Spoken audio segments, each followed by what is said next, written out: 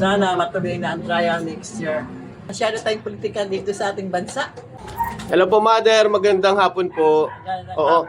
Mother, sa issue po ng impeachment ay naglabas nga itong Supreme Court ng desisyon na itigil na o ipahinto na itong impeachment trial laban kay Vice President Sara Duterte.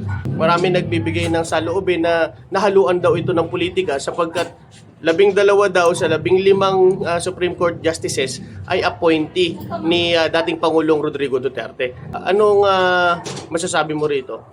I-respeto na natin ang Supreme Court kung anong desisyon nila.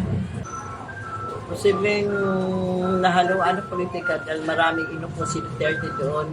Sana matuloy na ang trial next year para lumabas ang katotohanan.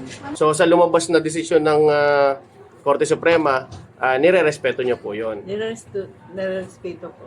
Marami nagsasabi na maraming inupo si President Duterte, dating Pangulong Duterte, kaya posibleng nahaluan din ng politika. Opo. Politika, masyado tayong politika dito sa ating bansa.